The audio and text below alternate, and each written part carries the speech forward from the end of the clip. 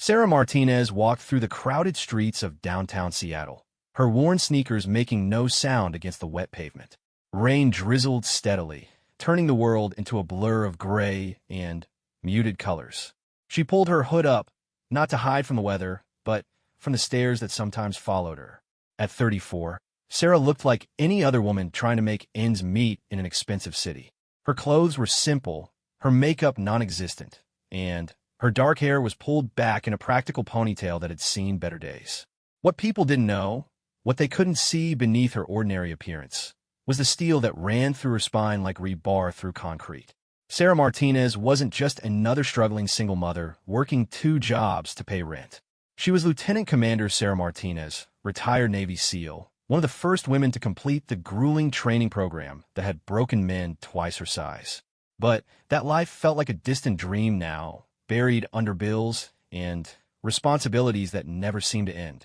She worked at a small diner during the day, serving coffee and sandwiches to office workers who barely looked up from their phones. At night, she cleaned office buildings, pushing a cart through empty hallways while security guards nodded at her with polite indifference. It wasn't glamorous work, but it paid the bills and kept food on the table for her 8-year-old daughter, Emma. Emma was everything to Sarah. The little girl had her mother's dark eyes, but her father's easy smile, though Sarah rarely spoke about Emma's father anymore. He had been a fellow SEAL, killed in action when Emma was just 2 years old. The military had offered Sarah counseling, support groups, and a generous pension, but grief had a way of making even the strongest people want to disappear.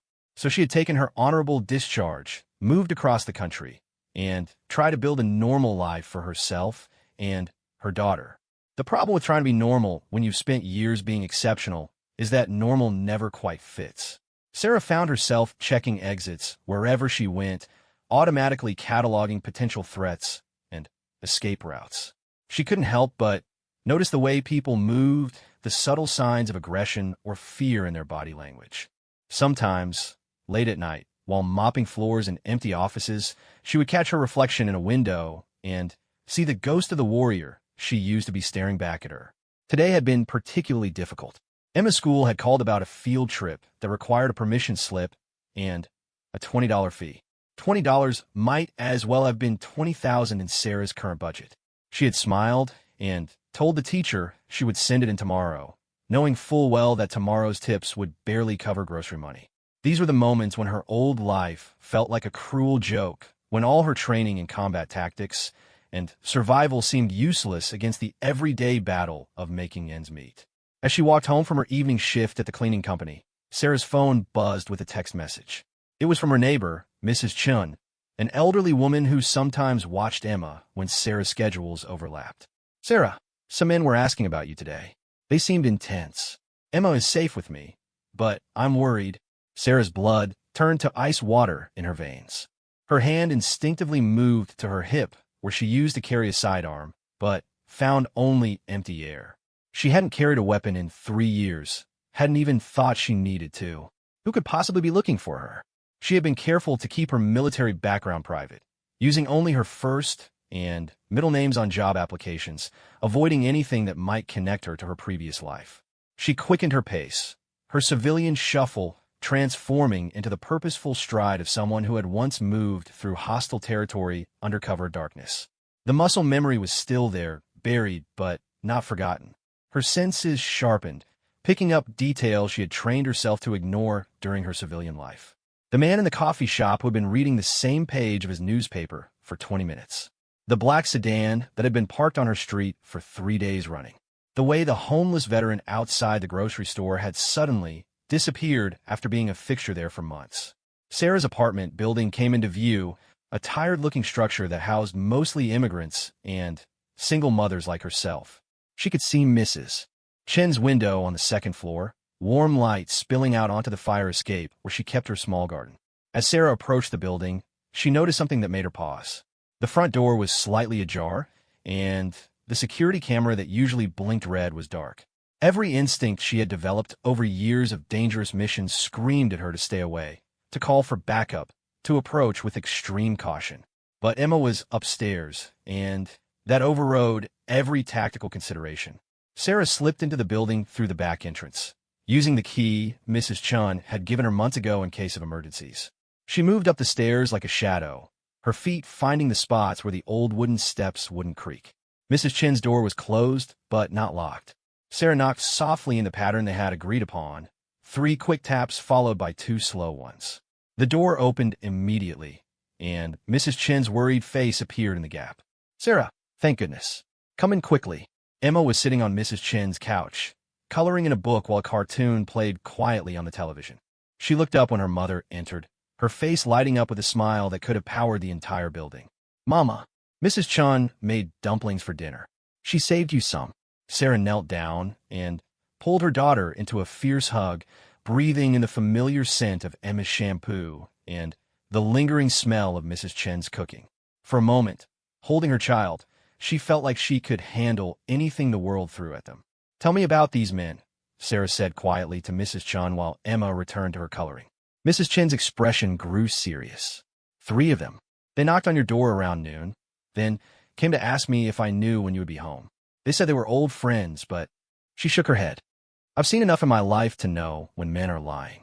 They had the look of soldiers, but not the good kind. The kind who enjoy their work too much." Sarah felt a chill that had nothing to do with the Seattle weather. "Did they give names?" "Say what they wanted." The tall one said his name was Marcus. He had scars on his hands, like from fighting. "They asked if you lived alone, if you had family nearby. I told them I didn't know anything about your personal business, that I was just a neighbor who sometimes helped with Emma." "Marcus." The name hit Sarah like a physical blow. Marcus Reeves, former Navy SEAL, dishonorably discharged 3 years ago for unauthorized use of force against civilians during a mission in Afghanistan. Sarah had been part of the tribunal that recommended his discharge. Reeves had sworn he would settle the score someday, but she had assumed his anger would cool over time. Apparently, she had been wrong. "Mrs. Chun, I need to ask you a huge favor," Sarah said, her mind already shifting into tactical mode. "Can you keep Emma tonight? Maybe longer? I'll explain everything later, but right now, I need to know she's safe." The elderly woman's eyes were sharp with understanding. "Of course. But, Sarah, if you're in danger, I can handle it," Sarah said, and for the first time in 3 years, she truly believed it. The civilian facade was cracking, revealing the warrior beneath. "But Emma can't be anywhere near this. Promise me you'll keep her safe." Mrs. Chun nodded solemnly. "With my life." Sarah spent a few more minutes with Emma, helping her finish a particularly tricky part of her coloring book and listening to her chatter about school and friends and the upcoming field trip that Sarah still couldn't afford. When Emma yawned and curled up on the couch with the stuffed elephant that went everywhere with her, Sarah kissed her forehead and whispered that she would see her in the morning. Walking back to her own apartment, Sarah felt the transformation completing itself. Her posture straightened, her movements became more fluid and purposeful. She was no longer Sarah, the struggling single mother. She was Lieutenant Commander Martinez, and someone had just threatened her family. Her apartment was small and sparsely furnished, but Sarah had never thrown away everything from her military days. Hidden in the back of her bedroom closet, behind winter clothes she rarely needed in Seattle's mild climate, was a locked metal box. Inside that box were items she had hoped never to need again: a tactical knife, night vision goggles, encrypted radio, and a Glock 19 with 3 full magazines. Sarah checked the weapon carefully, muscle memory guiding her hands through the familiar routine. The gun was clean and oiled, maintained even during the years she had tried to forget existed. She strapped the holster to her thigh, concealing it beneath loose-fitting cargo pants. The knife went into a boot sheath, and the night vision goggles found a pocket in the dark jacket she pulled on over her civilian clothes. As she prepared for whatever was coming, Sarah's phone rang. The number was blocked, but she answered anyway. "Hello, Sarah." The voice was exactly as she remembered it, smooth and confident with an undercurrent of barely controlled violence. "It's been a long time." "Marcus." She kept her voice steady, professional. "I was wondering when you'd work up the courage to find me." His laugh was cold. "Courage? Is that what you think this is about? You cost me my career, my pension, my future. I've spent 3 years planning how to pay you back." "You cost yourself all of that when you decided to torture prisoners," Sarah replied. "I just made sure there were consequences. Always so righteous, weren't you? Always so sure you were better than the rest of us. Well, let's see how righteous you feel when you're begging for your life." The line went dead. Sarah stared at the phone for a moment, then tucked it into her pocket. She moved to the window and carefully peered through the blinds. The black sedan was still there, but now she could see movement inside. 3 figures, just as Mrs. Chan had described. Sarah's mind raced through tactical options. She could call the police, but what would she tell them? That some old military acquaintances were in her neighborhood? She had no proof they had done anything illegal yet, and by the time law enforcement took her seriously, it might be too late. She could run, take Emma, and disappear again, start over in another city with new identities. But running would only postpone the inevitable. Marcus Reeves wasn't the type to give up easily, and Sarah was tired of looking over her shoulder. That left the third option, the one that scared her the most because of how natural it felt. She could face them. 3 against 1 weren't impossible odds, especially when the one had training they couldn't imagine. But it would mean stepping back into a world she had tried to leave behind, embracing the part of herself that she had buried under minimum wage jobs and parent-teacher conferences. Sarah made her decision. She turned off all the lights in her apartment and settled into a chair by the window, her weapon resting across her knees. If Marcus Reeves wanted a war, she would give him one. But it would be fought on her terms, by her rules, and she would make sure that when it was over, Emma would never have to worry about these ghosts from her mother's past again. The warrior was awake now, and she was ready for battle. Outside, the rain continued to fall, washing the streets clean and providing cover for whatever was about to unfold. Sarah watched the sedan and waited, every sense alert, every muscle coiled for action. She had spent 3 years trying to be someone else, but some things were carved too deep into a person's soul to ever truly disappear. Lieutenant Commander Sarah Martinez was back, and God help anyone who stood between her and her daughter's safety. The attack came at 3 in the morning, just as Sarah had expected. Marcus Reeves might have been dishonorably discharged, but he still understood basic tactical principles. The dead of night offered the best cover, and most civilians would be disoriented and helpless if woken from deep sleep. Unfortunately for Marcus, Sarah hadn't slept a wink. She heard them before they reached her floor. The building's ancient elevator groaned under their weight, and their boots made soft, scuffing sounds against the hallway carpet despite their attempts at stealth. Sarah smiled grimly in the darkness. These men might have military training, but they had clearly spent their post-service years in civilian employment. They had lost the edge that made the difference between life and death in real combat. The first man to reach her door was someone Sarah didn't recognize, a thick-built guy with arms like tree trunks and the kind of buzz cut that screamed ex-military. He produced a set of lockpicks and went to work on Sarah's deadbolt while his 2 companions flanked the doorway. Sarah watched through the peephole, cataloging their positions and equipment.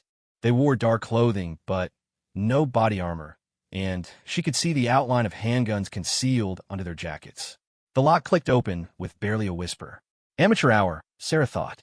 If these men had maintained their skills, they would have known to check for additional security measures. Sarah had installed a small motion sensor just inside the door frame, and the soft beep it emitted told her exactly when the first intruder stepped across her threshold. She was ready for them. Sarah had spent the hours before their arrival turning her small apartment into a tactical nightmare for anyone foolish enough to enter uninvited. Furniture had been repositioned to create choke points and blind corners. She had disabled the circuit breaker for the overhead lights, plunging the space into darkness that would favor someone who knew the terrain. Most importantly, she had prepared 3 different escape routes and 2 defensive positions that would give her maximum advantage. The first intruder moved carefully through her living room, a small flashlight in one hand and a pistol in the other. Sarah could hear his breathing, slightly elevated from adrenaline, but controlled. He was trying to clear the apartment systematically, checking corners and potential hiding spots. Behind him, his companions were spreading out to cover more ground. Sarah waited until all 3 men were inside her apartment before she made her move. She dropped from the ceiling crawl space above her kitchen, landing silently behind a rear guard. Her knife found the space between his ribs before he even knew she was there, sliding between bone and muscle to puncture his lung. She clamped her hand over his mouth as he tried to cry out, feeling his body go slack as unconsciousness took him. Rodriguez. The whispered call came from somewhere near her bedroom. You see anything? Sarah dragged the unconscious man into her bathroom and zip-tied his hands behind his back with restraints she had prepared earlier. Rodriguez was alive, but would be out of commission for at least an hour, maybe more depending on how much blood he had lost. Sarah had been careful to avoid major arteries, but the wound would keep him down without killing him. Moving through her apartment like a ghost, Sarah used every trick she had learned in years of urban warfare. She stuck to the walls where floorboards were less likely to creak, moved during moments when the other men were making noise, and used the darkness as a weapon in itself. These men might have night vision equipment, but Sarah knew every inch of her own territory. The second target was Marcus himself, and he proved to be more challenging than his companion. Sarah found him crouched behind her couch, sweeping the room methodically with a pistol that had a tactical light mounted beneath the barrel. He moved like someone who remembered his training, keeping his back to the wall and his weapon ready. Sarah studied him from the shadows of her hallway, planning her approach. Marcus was bigger than she remembered, his shoulders broader, and his stance more aggressive. 3 years of civilian life hadn't softened him the way it had tried to soften her. If anything, he looked more dangerous than he had during their military service together. "I know you're here, Sarah," Marcus called out softly. "You always were too smart to run, too proud. It's going to be your downfall." Sarah didn't respond. Talking would only give away her position, and she had nothing to say to Marcus anyway. Everything that needed to be said had been said during his court-martial 3 years ago. Now there was only action and consequences. She moved closer, using a route that would bring her up behind his position. Sarah had practiced this approach hundreds of times during her military service, creeping up on targets who thought they were safe. The key was patience and perfect timing. One mistake, one moment of carelessness, and the advantage would shift to her opponents. When Sarah was close enough to smell Marcus's aftershave, she struck. Her arms snaked around his throat in a sleeper hold that would cut off blood flow to his brain within seconds. Marcus struggled violently, trying to bring his weapon around to shoot her, but Sarah had positioned herself perfectly to control his gun arm. "You always were a disappointment, Marcus," Sarah whispered in his ear as his struggles grew weaker. "All that training, and you never learned the most important lesson." "What's that?" Marcus gasped, his voice barely audible. "That being a soldier isn't about being the strongest or the most ruthless. It's about protecting people who can't protect themselves. Something you never understood." Marcus went limp in her arms, and Sarah lowered him to the floor. Like Rodriguez, he would wake up in a few hours with a headache and zip-tied hands, but he wouldn't be permanently damaged. Sarah wasn't a killer anymore, despite what her training had taught her. She was a mother now, and she wanted Emma to grow up with a mother who chose mercy when possible. That left one more target, the man who had picked her lock. Sarah could hear him moving through her bedroom, probably looking for signs of where she had gone. He was being more cautious now that his teammates had gone silent, but caution could only help him so much against someone who knew every hiding spot in the apartment. Sarah found him standing by her bedroom window, peering out at the fire escape as if he thought she might have fled that way. He was younger than the other two, maybe late 20s, with a kind of rigid posture that suggested recent military service. Sarah felt a pang of something that might have been sympathy. This kid probably didn't even know why they were here, just following orders from men he respected. "Turn around slowly," Sarah said from behind him, her voice calm and professional. "Keep your hands where I can see them." The young man spun around, his weapon coming up instinctively, but Sarah was already moving. She grabbed his wrist and twisted, using his own momentum to send him stumbling into her dresser. The gun clattered to the floor, and Sarah kicked it under the bed where he couldn't reach it. "Who are you?" the young man demanded, trying to regain his footing. "What did you do to Marcus and Rodriguez?" "I'm the person Marcus should have left alone," Sarah replied, staying just out of his reach, but close enough to act if he tried anything stupid. "What's your name, soldier?" "Tommy. Tommy Chun." He paused, confusion replacing the aggression in his eyes. "Wait, Chun. You're not Mrs. Chin's grandson." Sarah finished. "Yeah, I figured that out when you said your name. She's going to be very disappointed in you, Tommy." The young man's face crumpled with shame and realization.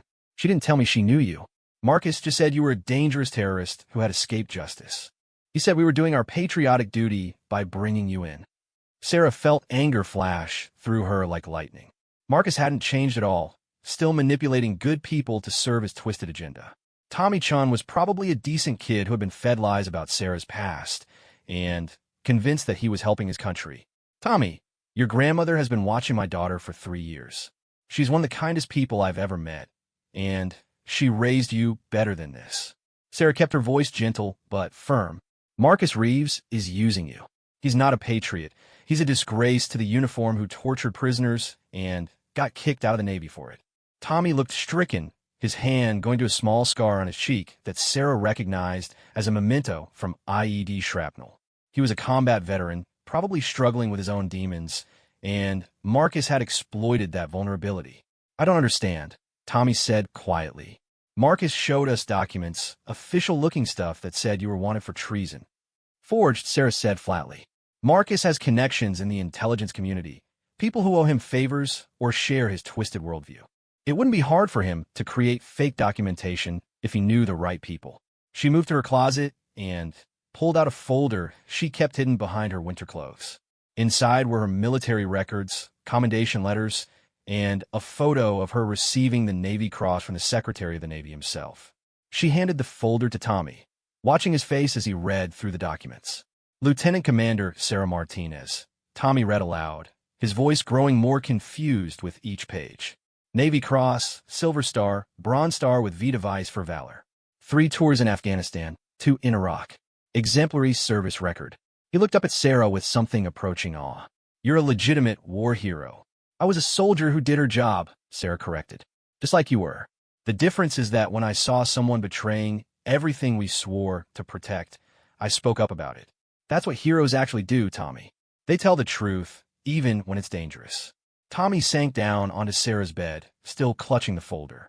Marcus said you destroyed his career out of jealousy. He said you couldn't handle working with real warriors. Marcus Reeves tortured 3 Afghan civilians, including a 12-year-old boy, trying to get information about a weapons cache that turned out to not exist, Sarah said quietly. I was the one who reported him, and I testified at his court-martial. He was dishonorably discharged because he's a war criminal, not because of jealousy or politics. The young man looked like he was going to be sick. The things he told us you had done, the people he said you had killed, were probably things he did himself, Sarah finished.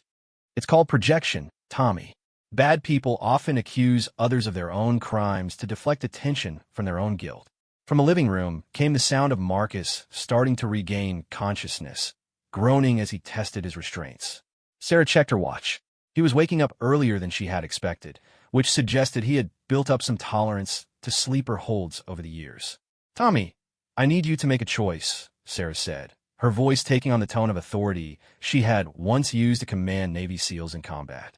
You can keep following Marcus Reeves and end up just like him, dishonored and bitter. Or you can do the right thing and help me stop him before he hurts innocent people. What do you want me to do?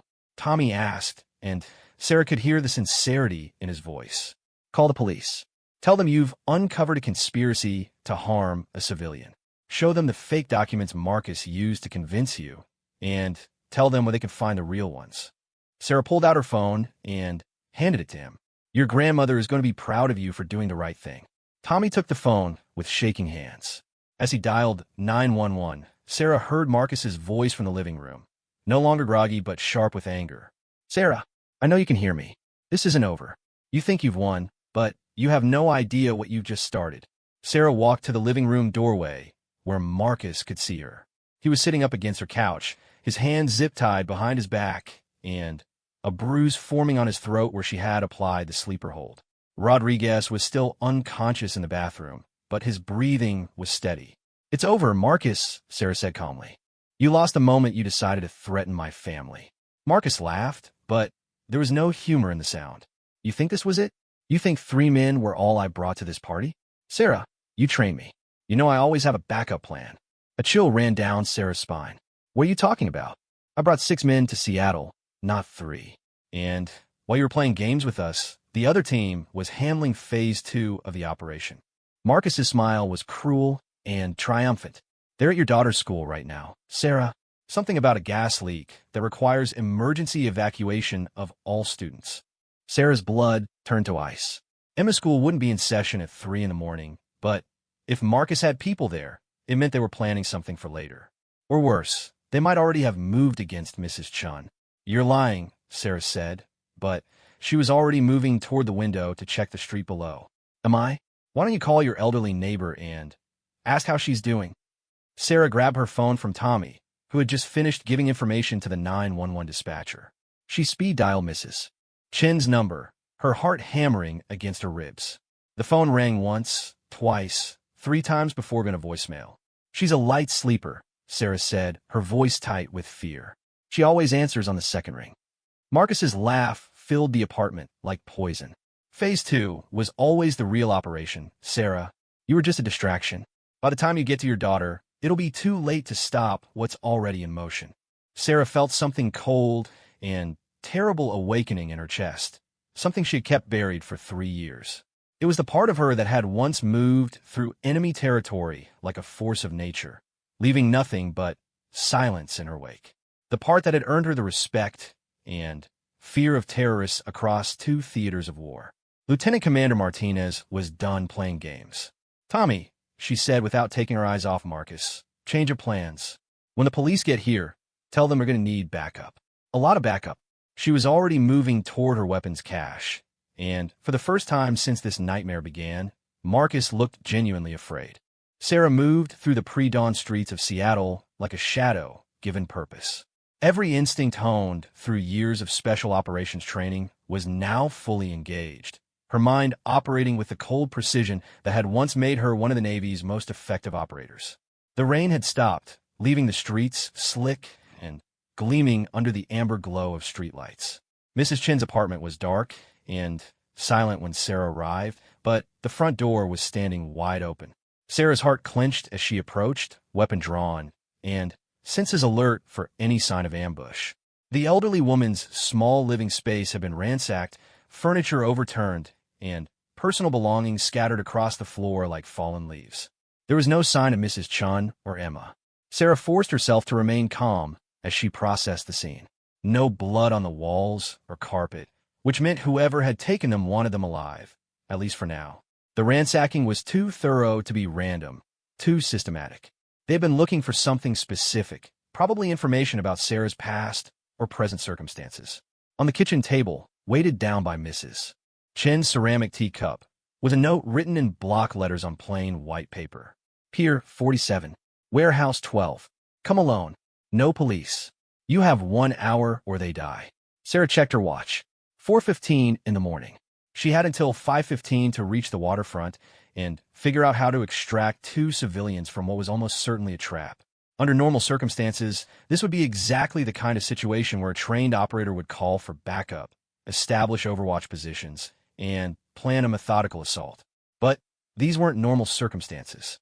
Sarah was operating entirely alone, with no support team and no official sanction for her actions.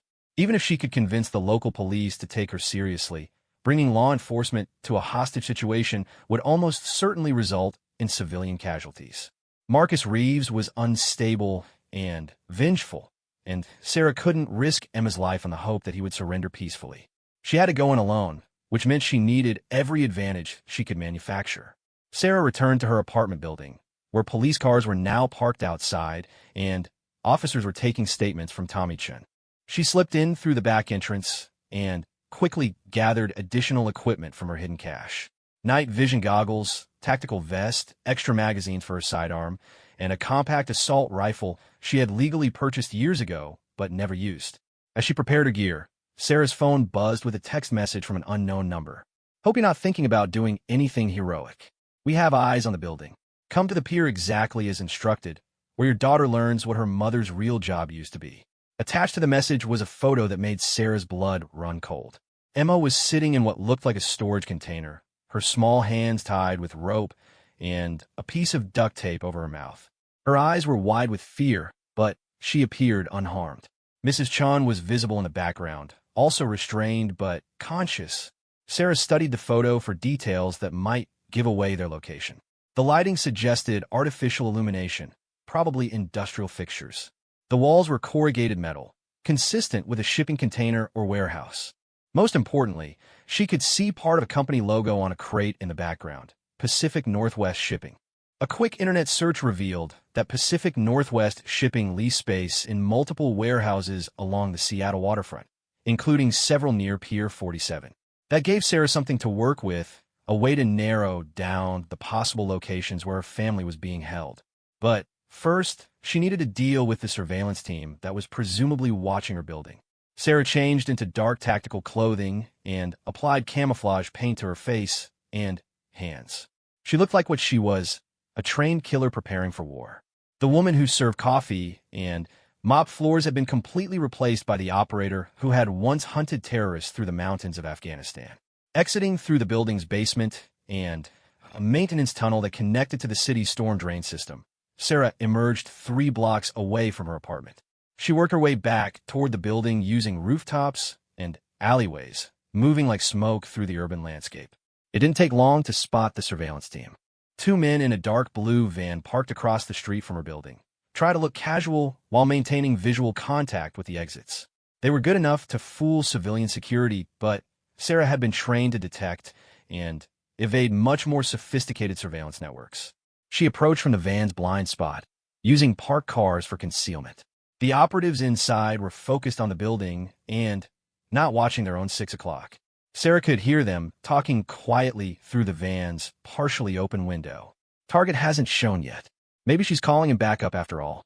Marcus said she wouldn't. Too proud, too protective of the kid. She'll come alone. What's the timeline if she doesn't show? Marcus wants this finished before sunrise. If she's not at the pier by 5:15, we execute the hostages and disappear. Sarah had heard enough. She moved to the van's rear door and used her tactical knife to puncture both back tires, ensuring the vehicle would be immobilized. Then, she slipped a small tracking device under the bumper, one of several she had acquired during her military service, and never returned to inventory. The operatives inside the van wouldn't notice the flat tires until they tried to move, which would give Sarah a head start toward the waterfront. More importantly, if these men tried to flee the scene, she would be able to track their movement and potentially locate other elements of Marcus's operation.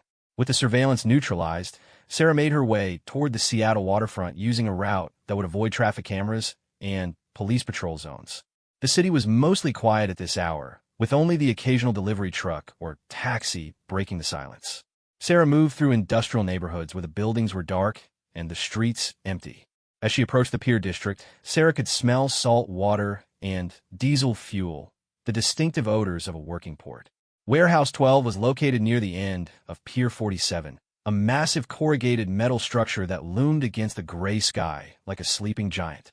Loading docks faced the water, while office spaces and smaller storage units were arranged along the landward side. Sarah established an observation post on the roof of a neighboring warehouse, using her night vision goggles to survey the target building. She could see at least 2 guards patrolling the perimeter, both carrying assault rifles and wearing tactical gear. Their movement patterns were professional but predictable, suggesting military training but not elite-level skills.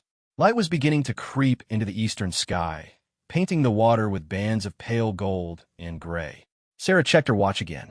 5 o'clock. She had 15 minutes to get inside, locate the hostages, and neutralize enough opposition to extract them safely. The warehouse had multiple entry points, but most were equipped with obvious security measures. The main doors were chained shut, and guards were positioned to observe the loading docks. However, Sarah's military experience had taught her to look for unconventional routes that opponents might overlook. Industrial buildings often had maintenance access points that bypassed normal security measures. Sarah identified a ventilation grate near the roofline that appeared large enough for a person to crawl through. Getting to it would require scaling the building's exterior wall, but Sarah had done more difficult climbs under hostile fire. She descended from her observation post and approached the target building from the water side, where shadows were deepest and sightlines were most limited. The warehouse's exterior wall was corrugated metal with enough ridges and joints to provide handholds for someone with climbing experience.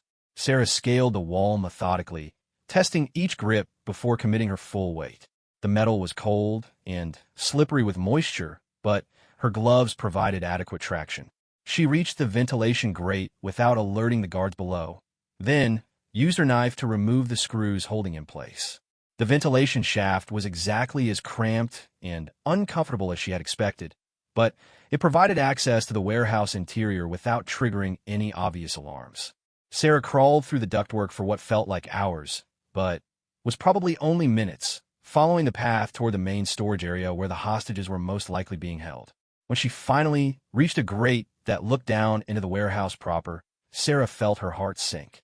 The space below was much larger than she had anticipated, filled with shipping containers and industrial equipment that created dozens of potential hiding spots.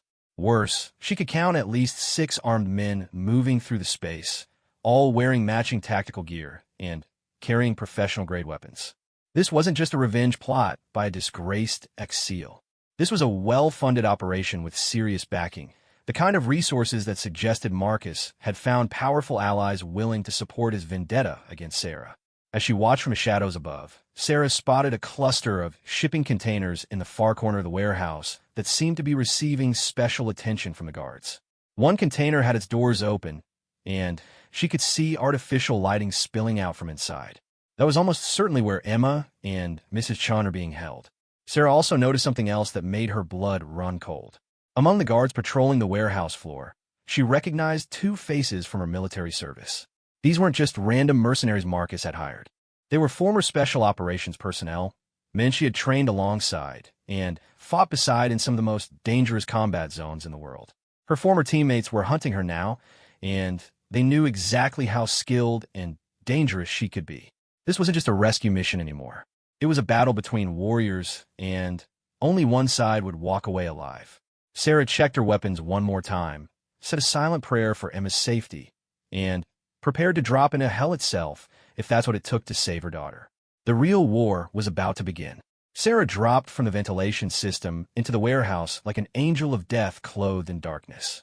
Her boots hit the concrete floor without a sound, years of training allowing her to absorb the impact silently. She had landed behind a stack of shipping crates that provided concealment while she assessed the tactical situation. The warehouse was a maze of containers, forklifts, and industrial equipment that created natural cover and concealment. Sarah counted 8 hostiles now, not 6 as she had initially observed. They were spread throughout the space in overlapping fields of fire, positioned to prevent exactly the kind of infiltration she was attempting. These men knew their business. More troubling was the recognition that continued to dawn on her as she observed their movement patterns. Jackson Cole, the sniper who had saved her life during a Taliban ambush in Helmand Province. David Kim, the demolitions expert who had taught her how to make improvised explosives from household chemicals. Robert Martinez, her own cousin, who had joined the SEALs 2 years after Sarah and had always looked up to her as a role model. These weren't just skilled operators. They were family, brothers, and sisters in arms who had shared blood and brotherhood in the world's most dangerous places. What had Marcus promised them to turn them against her? What lies had he told to convince them she was the enemy? Sarah pushed those questions aside. Whatever Marcus had done to poison their minds against her, Emma's life was more important than nostalgia or sentiment.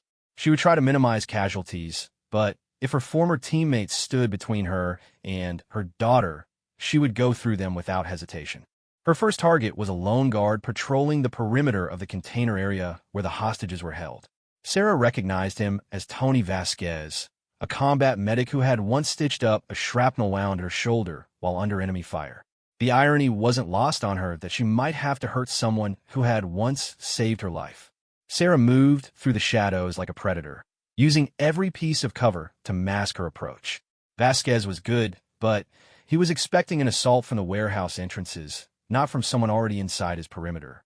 When Sarah struck, it was with the precision of a surgical instrument. Her arm snaked around Vasquez's throat in a sleeper hold, cutting off blood flow to his brain. He struggled briefly, trying to bring his weapon around, but Sarah had positioned herself perfectly to control his movements. Within seconds, he went limp in her arms. Sarah lowered his unconscious body behind a stack of crates and zip-tied his hands. Vasquez would wake up with a headache, but he would wake up. 1 down, 7 to go. The next phase of her assault required crossing an open area between container stacks, a space that was covered by overlapping fields of fire from at least 3 different positions. Sarah studied the guard rotations for several minutes, identifying a brief window when the sight lines would be temporarily blocked. When the moment came, Sarah sprinted across the open ground with inhuman speed and silence. She had covered half the distance when one of the guards turned earlier than expected, catching a glimpse of movement in his peripheral vision. "Contact!" David Kim shouted, his voice echoing through the warehouse. We have contact. The careful stealth phase of Sarah's mission was over. Now it became a running gunfight against odds that would have been suicidal for anyone with less training. Sarah dove behind a forklift as automatic weapons fire erupted around her position. Bullets sparked off metal and concrete, filling the air with deadly fragments. She could hear orders being shouted in the clipped, professional tones of special operations personnel coordinating their response to her assault. Delta Team, establish overwatch on the North Corridor. Bravo Team, sweep and clear from the east. All stations, target is inside the perimeter. Repeat, target is inside the perimeter. These men were reacting exactly as they had been trained, establishing fields of fire and methodically clearing the warehouse to eliminate the threat. Under normal circumstances, their response would have been flawless. But Sarah wasn't a normal threat. She was someone who had trained alongside them, who knew their tactics as well as they did. Sarah waited for the first assault team to advance on her position, then used a flashbang grenade to disorient them before emerging from cover with her assault rifle. The warehouse erupted in strobing light and deafening noise as the stun grenade detonated, temporarily blinding and deafening everyone in the immediate area. In the confusion that followed, Sarah moved like a force of nature. She put 2 rounds center mass into the first operator to recover from the flashbang, then shifted position before his teammates could return fire. Her shots were precisely placed to incapacitate rather than kill, but in the heat of battle, the distinction was largely academic. Jackson Cole's voice cut through the chaos with sniper-like precision. Target is northeast quadrant, moving toward the container stack. I have no shot. Need her flushed into the open. Sarah smiled grimly. Jackson was thinking exactly like a sniper, trying to maneuver her into a position where he could take a clean shot. But Sarah knew Jackson's preferred positions and shooting angles. She had worked with him for 3 years. Instead of moving toward better cover, Sarah deliberately exposed herself in an area where Jackson's sight lines would be blocked by overhead crane equipment. She heard the crack of his rifle and the whistle of a bullet passing close enough to her head to disturb her hair, but the shot went wide because he couldn't get the angle he needed.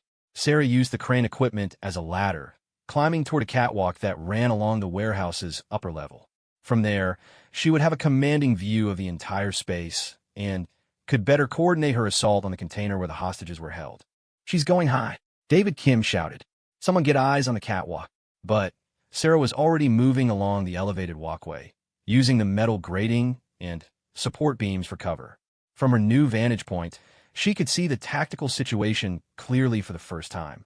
The guards had repositioned themselves in a defensive perimeter around the container, holding Emma and Mrs. Chun exactly as she had hoped they would. They were thinking like soldiers, trying to hold ground against a superior force. But Sarah wasn't trying to take ground. She was trying to rescue hostages, which required entirely different tactics. Sarah dropped smoke grenades from the catwalk, filling the warehouse floor with thick gray clouds that eliminated visibility for the defenders. In the confusion that followed, she rappelled down a support cable and hit the ground running, sprinting toward the container complex through the concealing smoke. She reached the shipping container just as the smoke began to clear. Inside, she could hear Emma crying and Mrs. Chun speaking to her in soothing tones. Sarah's heart clenched at the sound of her daughter's distress, but she forced herself to remain focused on the tactical situation. 2 guards were positioned outside the container, both wearing gas masks to deal with the smoke Sarah had deployed. They were scanning the area for threats, but couldn't see more than a few feet in any direction. Sarah approached from their blind spot and struck with surgical precision. The first guard went down to a knife thrust between his ribs, carefully placed to avoid vital organs, but guaranteed to drop him instantly. The second guard spun toward the sound of his teammate falling, but Sarah was already inside his reach. She grabbed his weapon and used his own momentum to slam him face first into the container wall. Sarah zip-tied both unconscious guards and searched their equipment for the keys to the container. She found them on the second man, along with a radio that was crackling with increasingly desperate transmissions from the remaining members of Marcus's team. Alpha Team, report status. Bravo Team, do you have visual on target? All stations, sound off. Where the hell is she? Sarah keyed the radio and spoke in the calm, professional tone that had once commanded respect from these same men in combat zones around the world. This is Lieutenant Commander Martinez. I'm inside your perimeter, and I have your team leaders down. You have 30 seconds to surrender before I start taking this personally." The radio fell silent for a moment. Then Marcus Reeves's voice came through, tight with anger and something that might have been fear. "Sarah, you always were too sentimental for this job. Your daughter is in that container with enough C4 to level half the warehouse. You make one wrong move, and she becomes a statistic." Sarah felt ice water flow through her veins. She looked at the container door and saw the blinking LED lights of an explosive device attached to the frame. David Kim's handiwork, almost certainly. He had always been an artist with demolitions. "Let me guess," Sarah said into the radio. "Dead man's switch? If your heart stops beating, we all go boom." "Something like that," Marcus replied. "So here's what's going to happen. You're going to put down your weapons and walk out of that smoke with your hands up. Then we're going to have a conversation about justice and accountability." Sarah studied the explosive device while Marcus talked. It was sophisticated, probably triggered by a remote detonator rather than a dead man's switch. Marcus was lying about the specifics, but the threat was real. If she tried to storm the container, Emma and Mrs. Chun would die in the explosion, which meant Sarah needed to get creative.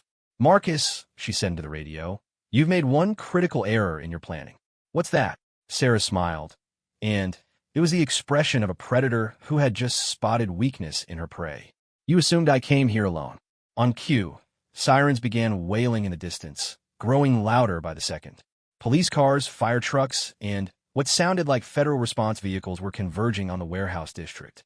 Tommy Chun had apparently been more convincing with the authorities than Sarah had expected.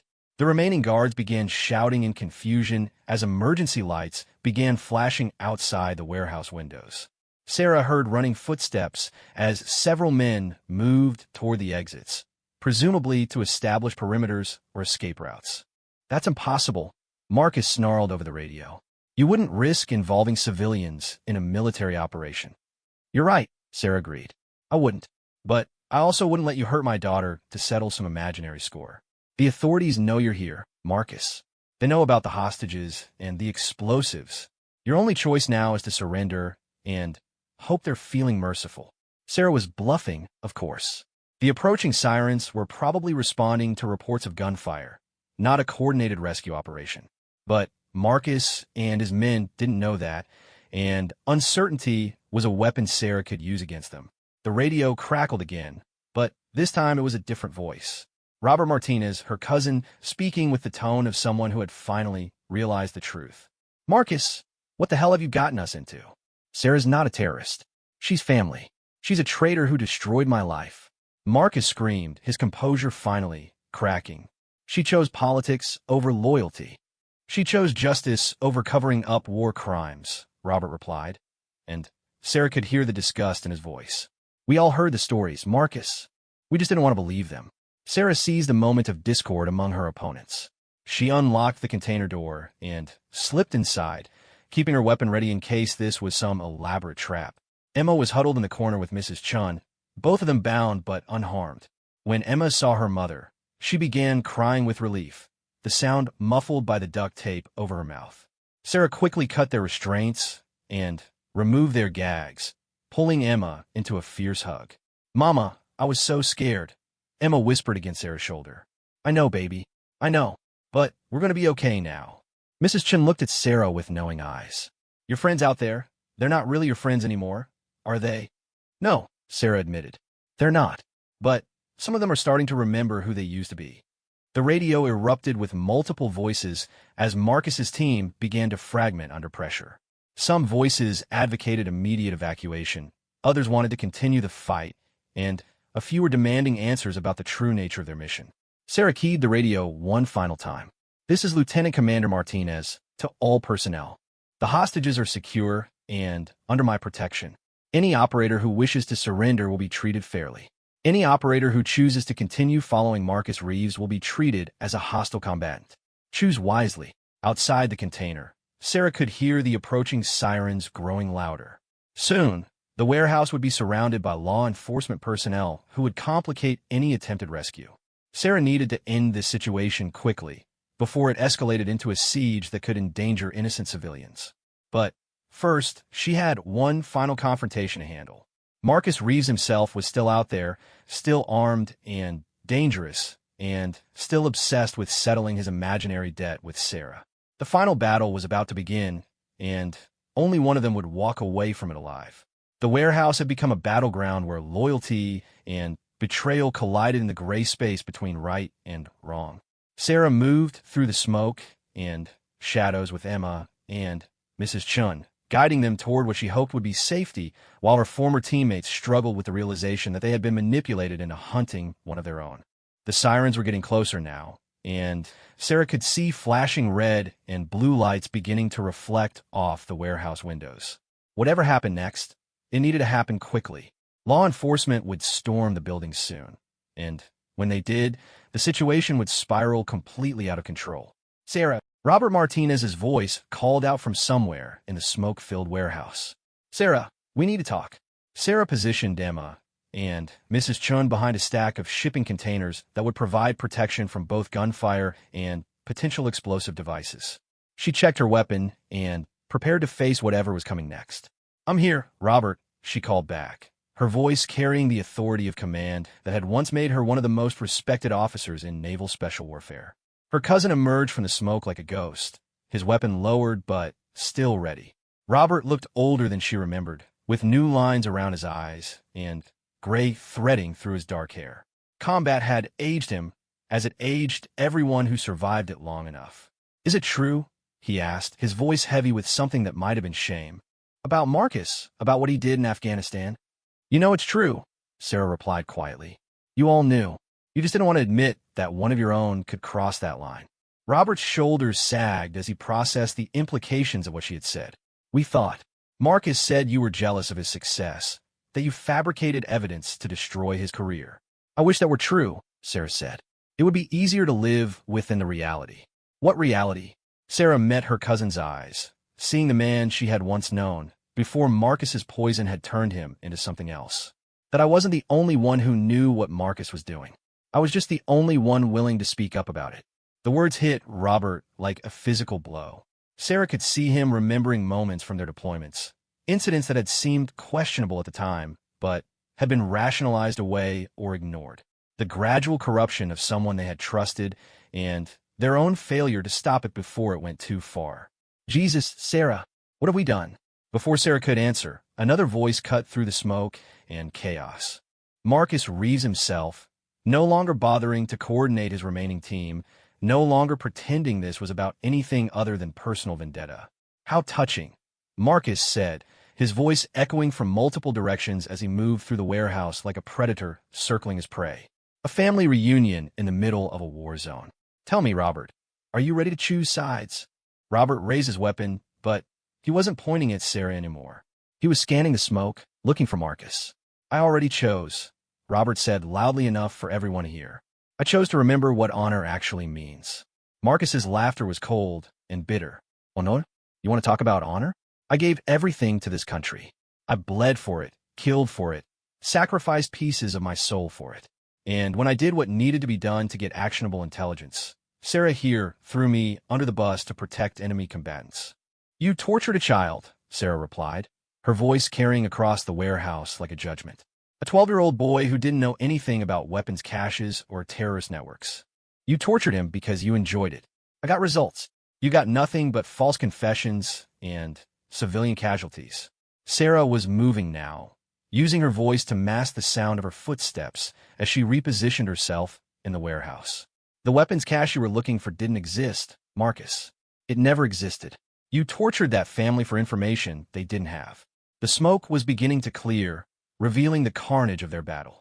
Several of Marcus's team were down, either unconscious or wounded but alive. Those who remained were gathering near the warehouse exits, apparently choosing discretion over continued loyalty to a lost cause. Sarah could see Marcus now, standing near the main entrance with a detonator in his hand and madness in his eyes. He had wired additional explosives throughout the warehouse, she realized. If he couldn't have his revenge, he was prepared to take everyone down with him. You destroyed my life, Marcus snarled, his finger hovering over the detonator button. My career, my reputation, my future. Everything I worked for, everything I earned, gone because you couldn't understand what we were fighting for. I understood perfectly, Sarah replied, raising her weapon, but not yet taking the shot. At this range, with his finger on the detonator, there was too much risk that he would trigger the explosives even if she killed him instantly. We were fighting to protect people who couldn't protect themselves. We were fighting to be better than our enemies, not to become them. Naive idealism. Marcus spat. You never understood that sometimes you have to become a monster to fight monsters. No, Sarah said quietly. Sometimes you just have to remember what you're fighting for. The warehouse doors burst open, and tactical teams poured into the building. Police, FBI, and what looked like military personnel in unmarked uniforms surrounded the space, weapons trained on everyone present. Sarah kept her hands visible, but didn't drop her weapon. Not yet. Federal agents, a voice boomed through a megaphone. Everyone put down your weapons and get on the ground. Marcus looked around at the overwhelming response, his expression shifting from madness to desperate calculation. You called in the cavalry, didn't you, Sarah? Just like always, running to authority figures when you can't handle things yourself. I didn't call anyone, Sarah said truthfully, but I'm glad they're here. One of the federal agents, a woman in tactical gear, with lieutenant colonel's insignia visible on her vest, stepped forward with her weapon trained on Marcus. Marcus Reeves, you are under arrest for kidnapping, assault with a deadly weapon, and violation of the Espionage Act. Put down the detonator and surrender peacefully. Marcus laughed, but there was no humor in the sound. Espionage Act? What the hell are you talking about? The federal agent glanced at Sarah, recognition flickering in her eyes. Lieutenant Commander Martinez, I presume. Colonel Amanda Price, Army CID. We've been tracking Mr. Reeves and his associates for several months now. Turns out, his quest for revenge led him to some very interesting foreign contacts. Sarah felt pieces of a larger puzzle clicking into place. This hadn't just been about Marcus settling a personal score. He had been selling information to foreign intelligence services, using his network of former special operations personnel to compromise ongoing missions and endanger active personnel. You son of a bitch, Robert said, the full scope of Marcus's betrayal finally becoming clear. You weren't just going after Sarah. You were selling out everyone.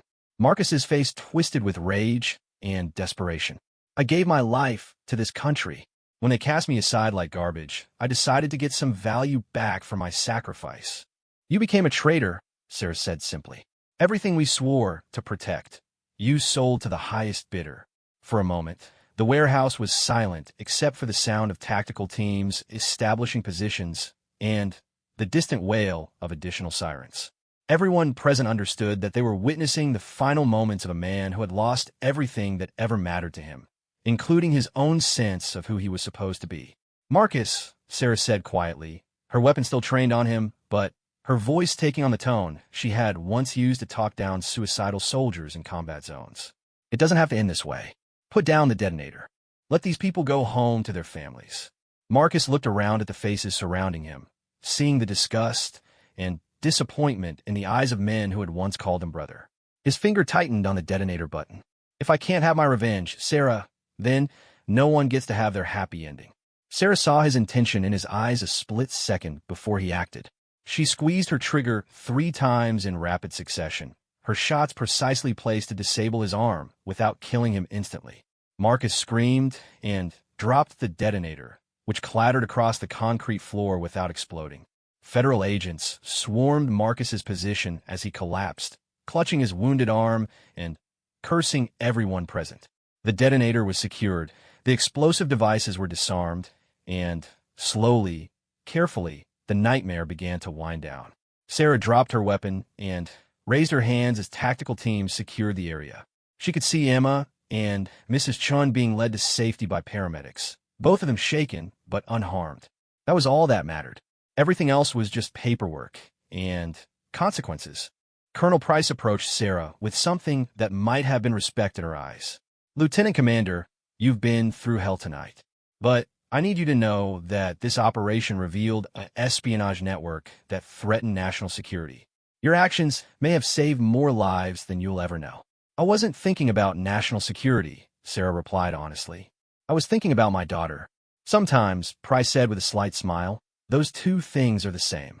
As dawn broke over Seattle's waterfront, Sarah sat in the back of an ambulance while paramedics checked her for injuries she was too exhausted to feel.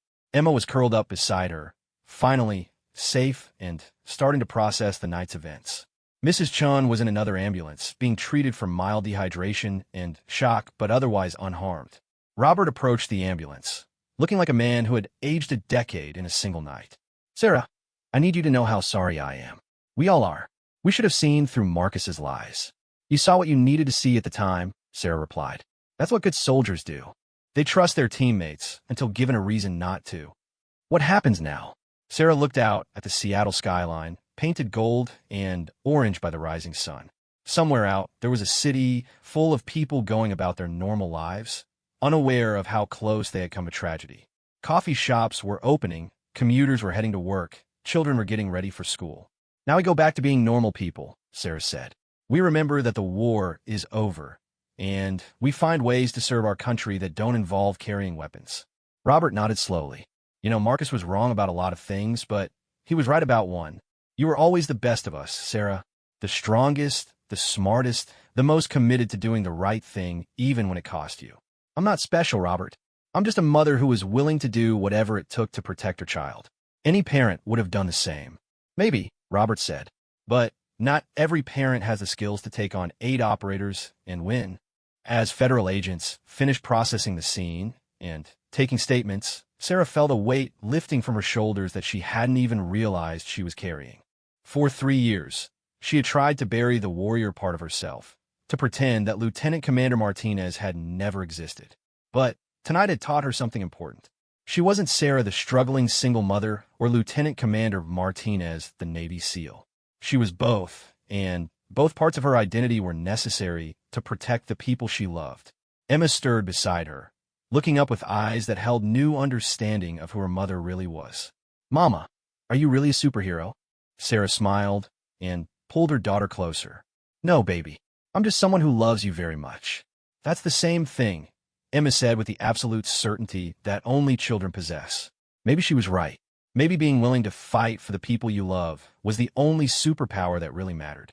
Sarah Martinez had spent years trying to escape her past, but sometimes the past was exactly what you needed to protect your future. The sun was fully up now, painting Seattle in warm golden light.